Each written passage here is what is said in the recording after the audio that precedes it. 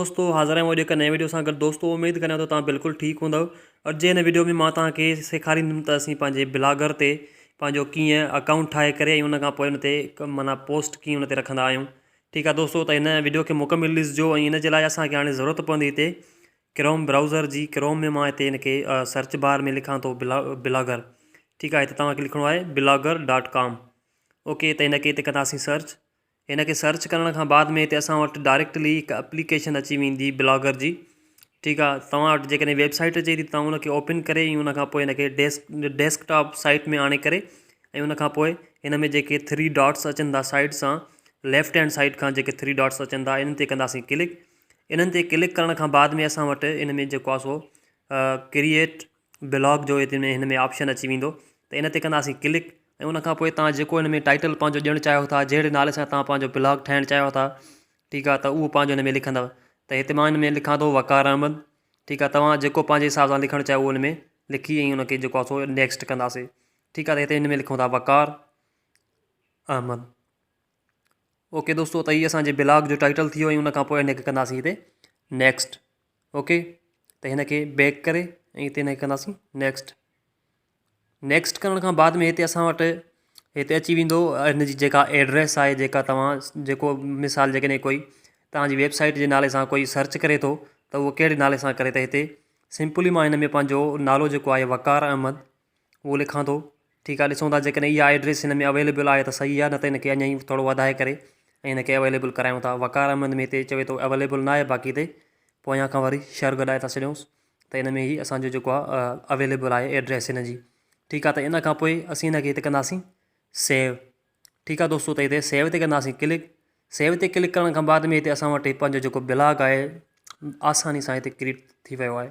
Okay, जेकॾहिं तव्हां हिन प्लस ते क्लिक कंदव त बि तव्हां हिन में न्यू पोस्ट करे था सघो, न त हिन 3 डॉट ते क्लिक करे ऐं न्यू पोस्ट ते हिते कंदासीं क्लिक। इन ते क्लिक करण खां बाद में हिते असां वटि ओपन थींदो हिकु पेज। ठीकु आहे दोस्तों, त हिते हिन पेज में फस्ट ऑफ ऑल असीं हिन में ॾींदासीं हिते टाइटल। हिते टाइटल हिते ॾेई करे उन खां पोइ असीं हिन में जेको कुझु असांखे लिखिणो हूंदो आहे उहो असीं हिन में हेठि लिखंदासीं। हिन में लिखूं था how to earn how to create a blog.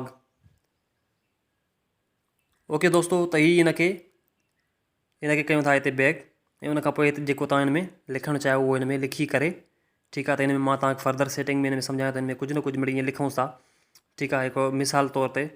Okay, त उन खां पोइ मां हिते वरी तव्हांखे सम्झायां थो त हिन जेके अखर आहिनि उनखे असीं कीअं में सेट कंदासीं। ओके, त हिन में जेको हिते फॉन्ट हिते जेके अचनि था मथे नालो या बटण अचे थो जंहिंमें ए लिखियलु आहे। ठीकु आहे, त हिन ते कंदासीं क्लिक। इन ते क्लिक करण खां बाद में असां वटि अची वेंदा मुख़्तलिफ़ फॉन्ट्स। ठीकु आहे दोस्तों, त हिन ते क्लिक कयोसीं त हिन में असांखे जेके आहिनि हिते के माना अहिड़ा ख़ासि हिन में फॉन्ट्स सुठा न पिया लॻनि त add font add more fonts इन ते कंदासीं क्लिक। इन ते क्लिक करण खां बाद में असां वटि हिकु न्यू पेज ओपन थी आयो आहे जंहिंमें मुख़्तलिफ़ फॉन्ट्स आहिनि। ठीकु आहे दोस्तों, हिन में जेको बि असीं सिलेक्ट कंदासीं उहो हिन माय फॉन्ट्स में असांजो ऐड थींदो वेंदो। ठीकु आहे, त हिनखे हिते सिलेक्ट करियूं था। उन खां पोइ हिन में ॾिसो त माय फॉन्ट्स में हिते सेव थींदा पिया वञनि ऐं उन खां पोइ तव्हां हिन में जेके फर्दर जेके बि हिन में ऐड करणु चाहियो उन ते क्लिक कंदा वेंदव त हिन में ऐड थींदा वेंदा। ठीकु आहे, त हिन में हिनखे बि कयूं था हिते क्लिक। उन खां पोइ ॿिया बि हिन में मुख़्तलिफ़ जेके आहिनि उहे हिन में सिलेक्ट करे ऐं उन खां पोइ हेठि जेको हिन में बटण अचे पियो सिलेक्ट जो उनखे लॻाए करे ऐं उन खां पोइ हिनखे कंदासीं ओके। ठीकु आहे, हाणे हिते पंहिंजा जेके असांजा अखर लिखियल आहिनि उनखे फस्ट ऑफ ऑल असीं कंदासीं सिलेक्ट। ठीकु आहे, हिनखे सिलेक्ट करण खां बाद में वरी पोइ ईंदासीं पंहिंजे फॉन्ट्स ते। ठीकु आहे दोस्तों, त हिते फॉन्ट्स ते क्लिक कयूं था। ठीकु आहे, हिन ते क्लिक करण खां बाद में हिन में जेकॾहिं हिनखे मथे कंदासीं त हिन में असां जेके जेके हिन में पंहिंजा फॉन्ट्स हिन में ऐड कया आहिनि उहे असांजा हिन में अची वेंदा। हिन में कोई बि हिकिड़ो सिलेक्ट कंदासीं त असांजे जेके लिखियल फॉन्ट्स आहिनि उहे हिन में उनमें जो जेको स्टाइल आहे उहो हिन जो चेंज थी वेंदो। ठीकु आहे दोस्तों, त उन खां पोइ हिनखे हिते कयूं था बैक। हिनखे बैक करण खां बाद में जेकॾहिं अञा बि तव्हां हिन जी काई सेटिंग चेंज करणु चाहियो था हिन अखरनि जी त हिन में तव्हां करे था सघो।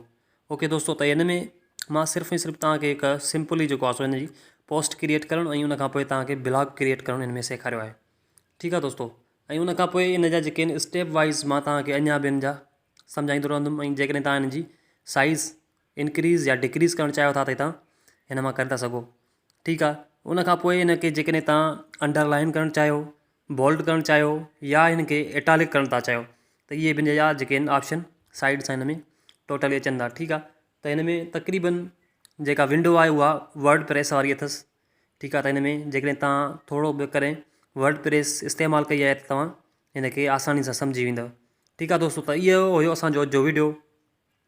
ऐं हिते तव्हां ॾिसी था सघो त हिन में हाउ टू क्रिएट ए ब्लॉग असांजो जेको हिन में टाइटल हुयो उहो हिन में लिखियलु आहे। त असीं जेकॾहिं काई बि पोस्ट पब्लिश कंदा आहियूं त फस्ट ऑफ ऑल उनखे असीं कंदा आहियूं हिते प्रीव्यू हिनखे लॻाइण खां पोइ असांखे हिन में डायरेक्टली हिन जो जेको सॼो इंटरफेस आहे उहो अची वेंदो ऐं असांखे इहो ॾेखारींदो त तव्हांजी जेका पोस्ट आहे उहा कहिड़े नमूने सां हिन में पई लॻे। त हिनखे डेस्कटॉप मूड कंदासीं हिनखे। ठीकु आहे, हिन ते क्लिक करण खां पोइ असां वटि हिते हीअ अची वेंदो त असांजी जेका वेबसाइट आहे उनजो लुक हिन जहिड़ो आहे। ऐं हिते जेको असीं हिन में लिखियो आहे, हिन में त असीं सिंपल लिखियो आहे, पर जेकॾहिं तव्हां हिनखे वधीक में जेको बि आर्टिकल वग़ैरह लिखंदव त हिते तव्हांखे हिन प्रीव्यू में हिते सुठे नमूने सां सही नमूने सां तव्हांखे सम्झ में अची वेंदो त असांजो कहिड़े स्टाइल में बीठल आहे। ठीकु आहे दोस्तों, त उन खां पोइ असीं हिनखे बैक करे उन खां पोइ हिनखे कंदासीं पब्लिश। ठीकु आहे, जेकॾहिं हिन में काई बि ग़लती वग़ैरह आहे तव्हां प्रीव्यू में हिनखे ॾिसी करे उहा कढी करे ऐं उन खां पोइ हिनखे तव्हां कयो पब्लिश। ओके, त इहो हुयो असांजो अॼु जो वीडियो। उमेदु करियां थो तव्हांखे बिल्कुलु सुठे नमूने सां सम्झ में अची वियो हूंदो। अगरि सम्झ में न आयो आहे त कमेंट में पुछी था सघो। ऐं आईंदा बि अहिड़ा ई इंफॉर्मेटिव वीडियो ॾिसण लाइ हिन चैनल खे सब्सक्राइब करे छॾियो। Thank U.